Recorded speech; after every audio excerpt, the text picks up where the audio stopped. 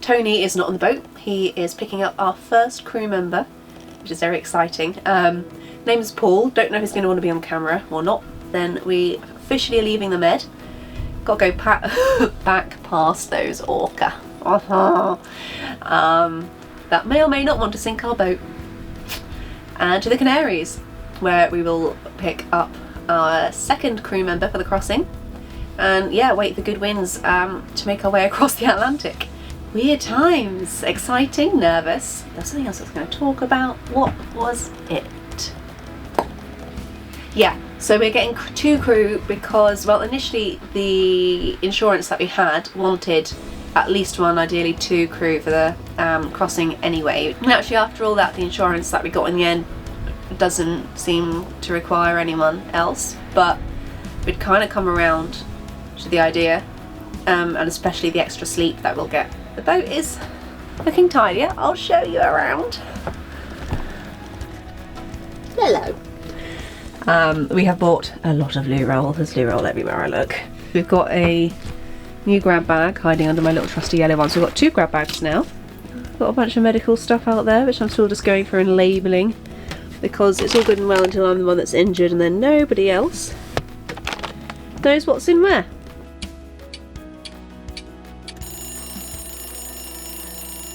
Good morning, rise and shine. It is morning because they said we have to be ready before 8 AM. So we've had a bit of an early start. To splash back down in the water and finally get sailing again. Not with as much wind because the weather's changed.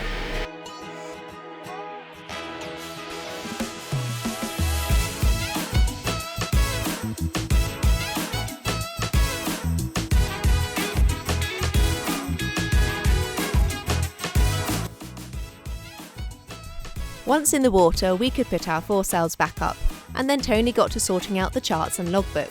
Paul is joining us to pass his Yachtmaster Ocean qualification, for which he needs to keep his own log and mark our route on the chart as we go.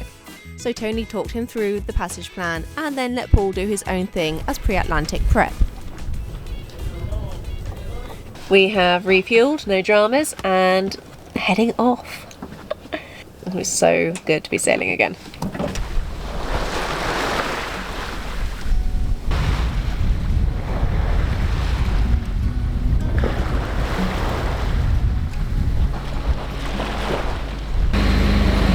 Hello, good evening. It's about 8:30 here. None of us could sleep. I tried, Tony tried, Paul was on watch, so I've come up and said to him, you try to sleep, because neither of us are. I feel slightly queasy, not that that has stopped me from opening up and demolishing a large quantity of crisps. And hopefully, if it all goes smoothly, we're gonna just keep going until we get to the Canaries. And from the Canaries, we are crossing the Atlantic Ocean, which is wild. Like,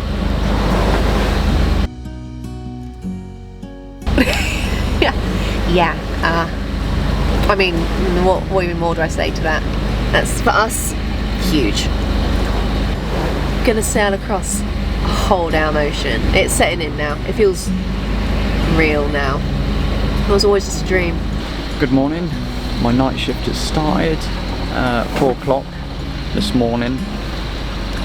Paul has been on beforehand, and I can already tell that having extra sleep is definitely worth it. So that's a good bonus.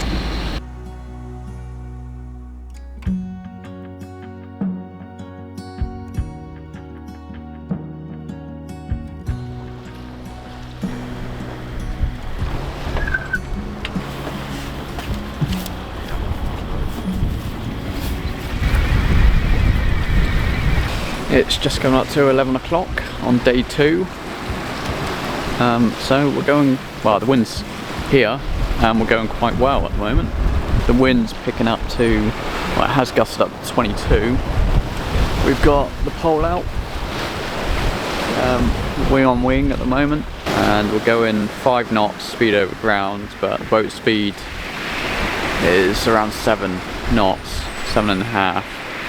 So it means we've got 2 knots against us, but covering 5 knots, well, 5 knots at the moment is pretty good going, really. Also got hydrovane on the go, doing its thing. But yeah, overall, pretty good sailing so far. There's a bit of swell coming up to the Gibraltar Straits, and that's also given us an extra boost every now and again. The swell grows and grows, so we put a single reef in the main as the winds also pick up above what had been forecasted. But stay aware that we don't want to lose too much speed with the breaking waves that are behind us. We're surprised by the sea state but feel that we've got it under control. It's not until we get into the Gibraltar Straits in the dark that we discover a mainsail car has jammed and we can't reef it down further against the winds. And our Genoa has a new line which, when poled out, turns out to now be too short to fully reef or furl away. Next thing we know, it's the dead of night. We are stuck heavily over-canvassed in 6-metre plus choppy seas with breaking waves and winds well over 40 knots.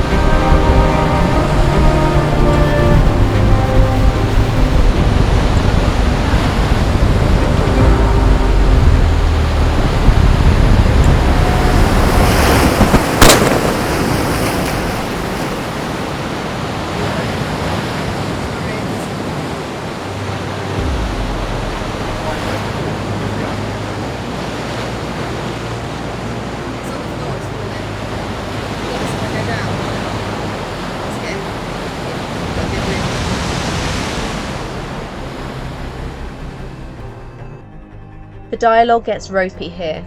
Paul had fallen backwards down the companionway and hit the back of his head on a galley handle. Whilst I was treating the wound, Paul felt faint, went pale and glassy-eyed, and I couldn't feel his radial pulse, suggesting a sudden drop in blood pressure to below 90 or 80 systolic. I quickly lay him flat and elevated his legs, which stopped him from falling unconscious, and he recovered after 5 or 10 minutes. I started neurological observations because I was concerned about potential traumatic brain injury, and agreed with Tony that if there were any repeated episodes or new neurological symptoms, we were going to have to put out a mayday and get him evacuated. I couldn't both deliver medical care and help with the increasingly dangerous sailing conditions, which were about to get much worse when our preventer failed and we crash-jibed.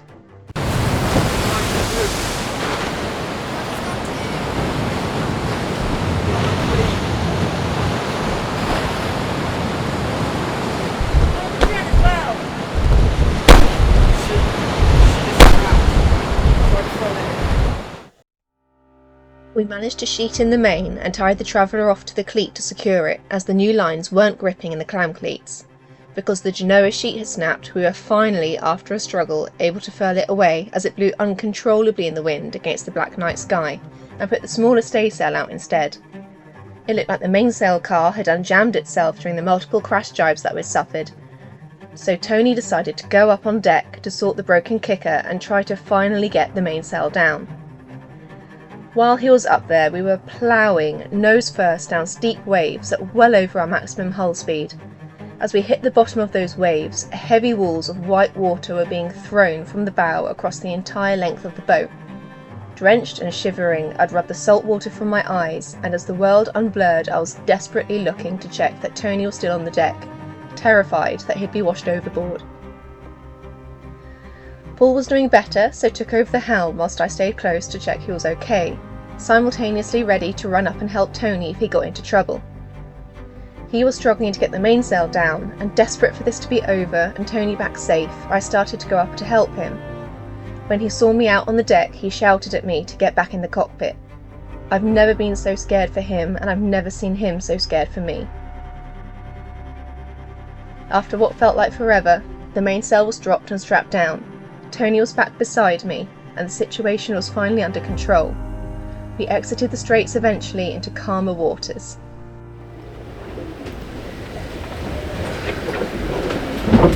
I think it's because we've got new lines. So on quite a lot of the stuff, and they're quite oily still and very slippery, don't have much grip. Our jibe preventer failed as we broached, and a gust meant that the wind came from a different direction, so we jibed, which is so dangerous anyway, and it was so loud and so violent, and the whole boat jolted with everything that was going on. So the main was just going to and from, and then the Traveller, which also had these new lines, was going to and from. The sheet of our genoa snapped, so all our new lines were causing chaos. The kicker buckled again, which we just had fixed with a new part, and our hydrovane broke, which is a disaster.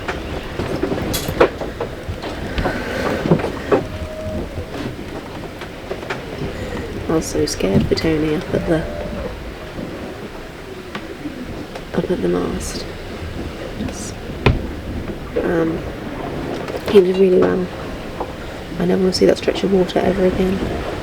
And everyone else is sleeping and I'm just holding it together.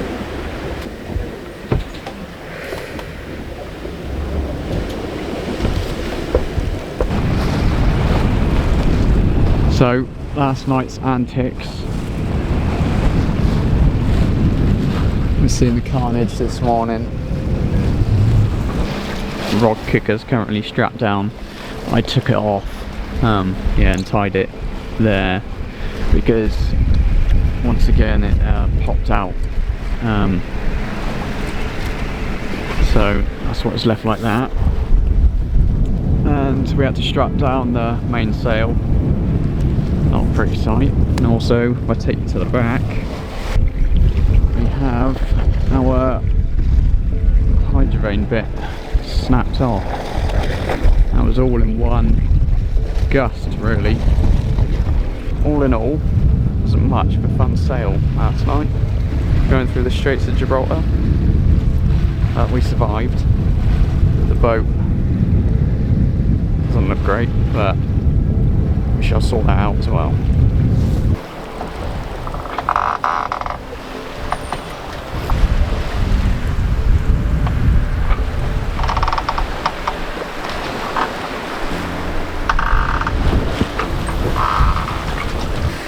Hey folks, it's taken me all day to be able to talk about yesterday.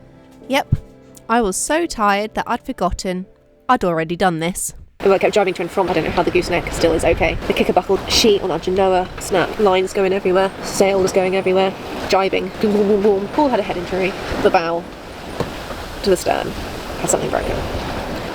And then today we've had to try and fix everything and try and re-rig things differently, and things aren't working, and plan A didn't work, plan B didn't work, people couldn't agree what the best plan C was.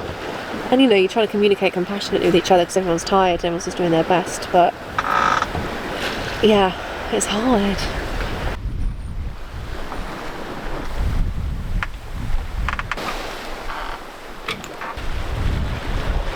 Good morning. It's about 4:30. I finally got to sleep in the saloon. It was better than in the bed. I only had a couple of hours before Tony woke me up. I was in such a deep sleep, so I'm not really enjoying being awake now. This passage has already done me in. It's only been a few days.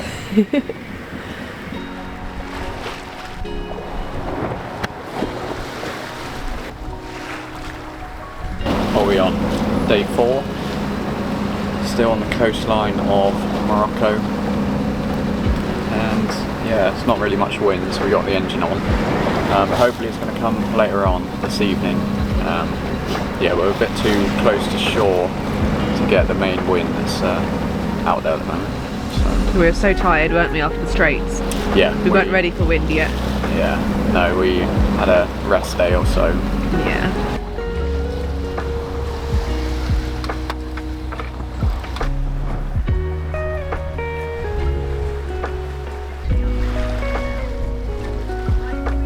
Good afternoon. We've got the fishing line out.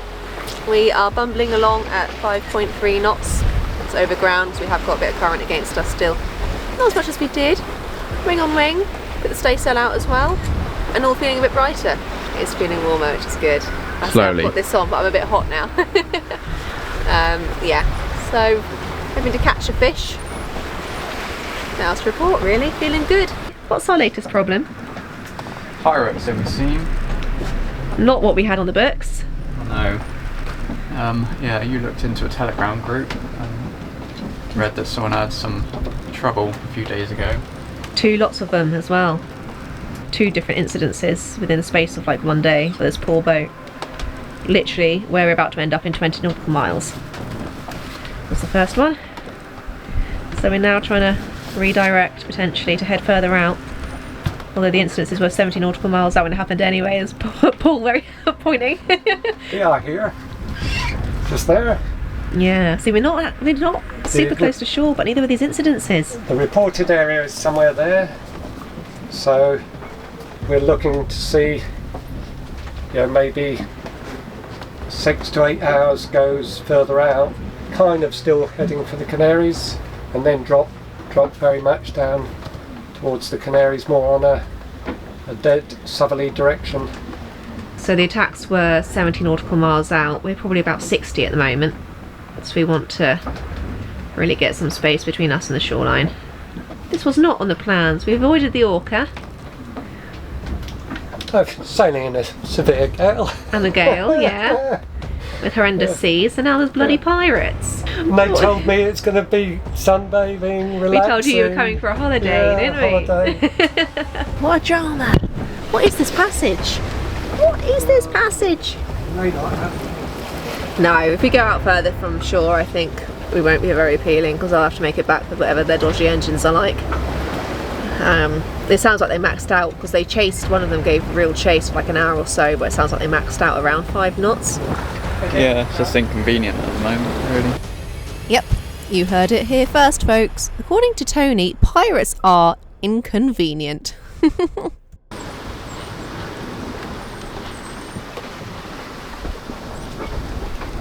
I'm under strict instructions. I have to keep a low profile so as to not add further incentive to potential pirate activity, if you get my drift.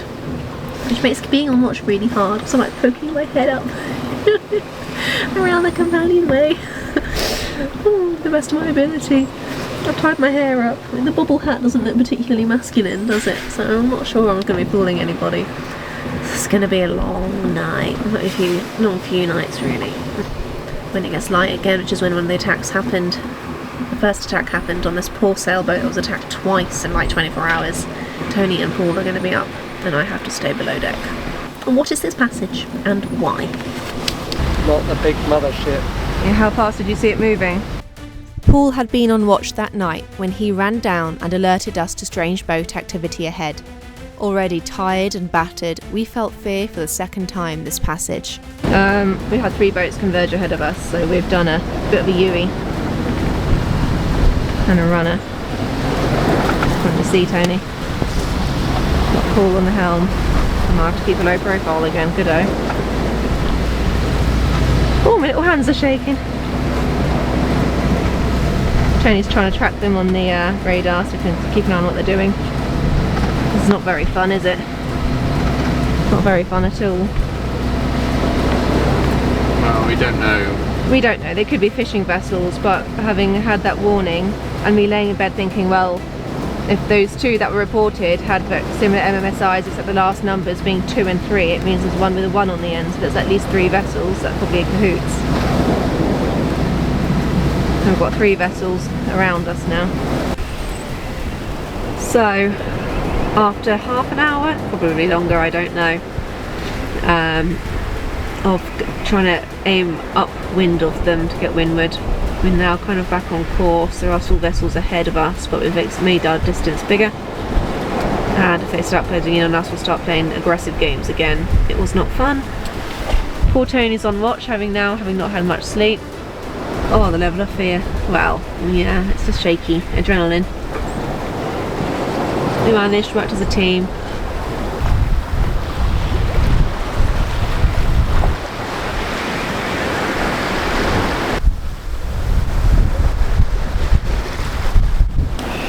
day 5, I think, 5 or 6. Last night was a bit of a, I don't know what you call it, a bit of a mission, a bit of a something.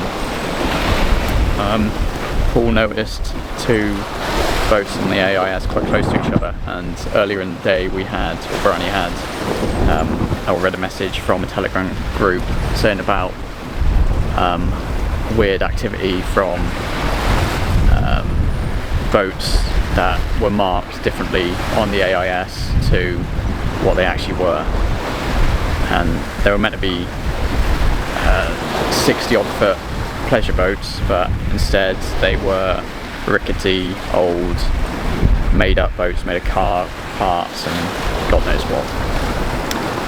So yeah, we were on the lookout because we were in the area that the message was warning about.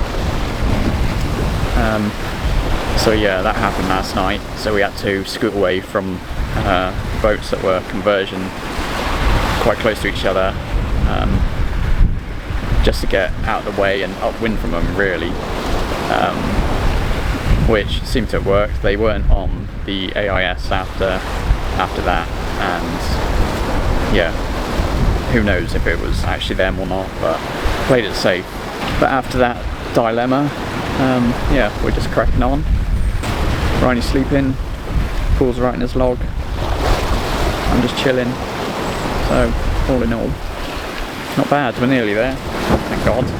It's been a bit of an epic, this one. I think epic is the right word indeed. The wind and swell picked up one last time, but honestly, it wasn't a patch on what we'd gone through in the Straits, and with everything under control, we just chilled and let the waves roll by.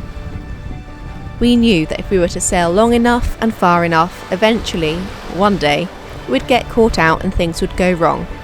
And sure enough, it did. But we dealt with it, and we dealt with it together, which is what matters.